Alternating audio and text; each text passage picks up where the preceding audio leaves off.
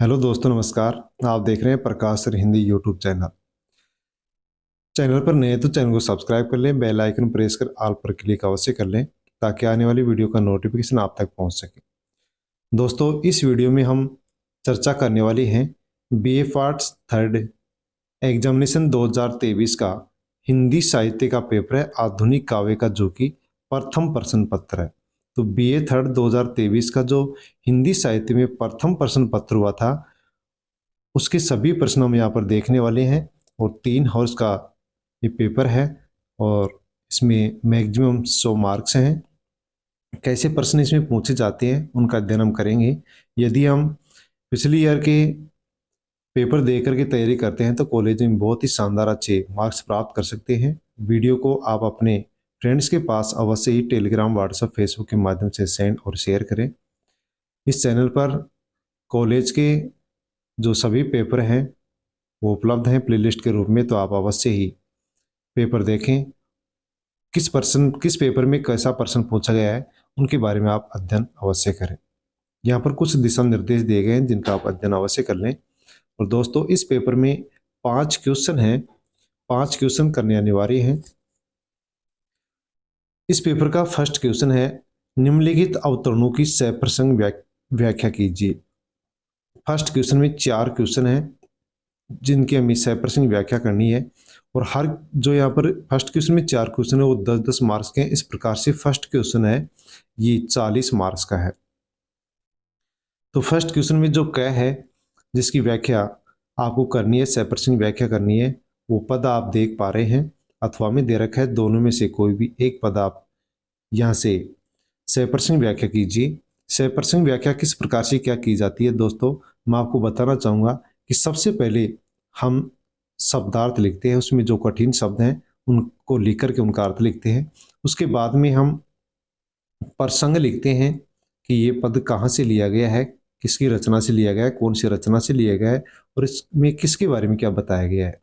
इसके बाद में हम व्याख्या करते हैं और सबसे अंत में चौथे नंबर पर हम विशेष लिखते हैं। तो दोस्तों, इन 4 पॉइंटों का विशेष ध्यान रखें और इस प्रकार से आप सप्रसंग व्याख्या करें। फर्स्ट क्वेश्चन में जो क है जिसका पहला पद यहाँ पर दिया गया है अथवा में है, जो कि दूसरा पद यहाँ पर दिया गया है। दोनों पदों में से आप किसी भी एक पद की सप्रसंग व्याख्या कीजिए। आगे देखते हैं फर्स्ट क्वेश्चन का जो ख है, उस ख में ये पद है जो कौन सी रचना से लिया गया है आप अपनी पाठ्य पुस्तक में अवश्य देखें। और अथवा में यहाँ पर दूसरा पद दिया गया है। दोनों में से किसी एक ही सप्रसंग व्याख्या में यहाँ पर करनी है। तो ख का जो अथवा में पद है वो, भूख कौन उपजाता है वही राधा जो तरह देता है। फर्स्ट क्वेश्चन में जो ग है उस ग में यहाँ पर हम देख पा रहे हैं जो पद दे रखा है, कहाँ गया धनपति कुबेर यह है, कहाँ गई उसकी वह अलका। इसके अथवा में दूसरा पद भी दिया गया है जो यहाँ पर आप देख पा रहे हैं। ये दूसरा पद है जो कि अथवा में दे रखा है। दोनों में से एक, क्यों हुक पड़ी वेदना बोझ वाली सी कोकिल बोलो तो। यहाँ पर ये पद लिया गया है। दोनों में से एक पद की हमें सप्रसंग व्याख्या करनी है। और फर्स्ट क्वेश्चन का जो घ पद दे रखा है यहाँ पर दिया गया है, मेरे लिए उपेक्षित अंगद हुए।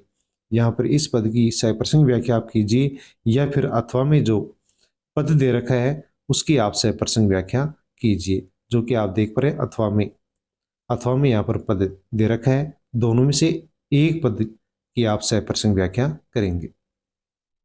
नेक्स्ट हम देखते हैं कि सेकंड क्वेश्चन है इस पेपर का, मैथिलचंद गुप्त के यशोधरा खंड काव्य में वर्णित यशोधरा की चारित्रिक विशेषताओं पर साधारण प्रकाश डालिए। अथवा में क्वेश्चन दे रखा है, संकलित कविताओं के आधार पर सूर्यकांत त्रिपाठी निराला के काव्य सौष्ठव पर प्रकाश डालिए।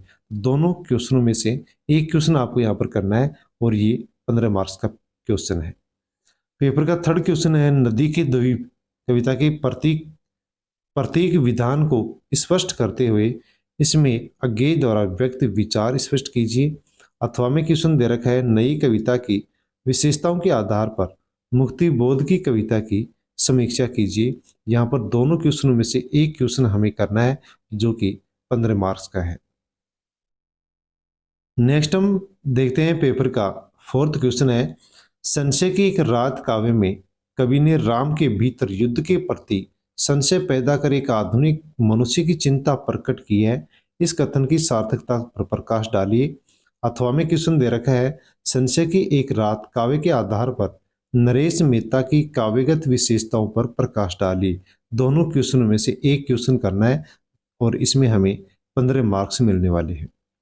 पेपर का फिफ्थ क्वेश्चन है, राष्ट्रीय काव्य धारा का आशय स्पष्ट करते हुए इस काव्य धारा की सामान्य जो प्रवृत्ति है उन पर प्रकाश डालिए। अथवा में क्वेश्चन दे रखा है, छायावाद का अर्थ स्पष्ट करते हुए इसके उद्भव और विकास पर प्रकाश डालिए। दोनों क्वेश्चन में से एक क्वेश्चन करना है, 15 मार्क्स का क्वेश्चन है। इस प्रकार से इस पेपर में 5 क्वेश्चन दिए थे जिनमें से जिनको अभी करना जरूरी है। फर्स्ट क्वेश्चन में 4 व्याख्या करनी है जिनकी 100% व्याख्या करनी है। 4 क्वेश्चन बाद में दिए गए हैं जिनमें से अथवा में क्वेश्चन दे रखे हैं, उनमें से एक एक क्वेश्चन हमें यहाँ पर करना है। धन्यवाद दोस्तों।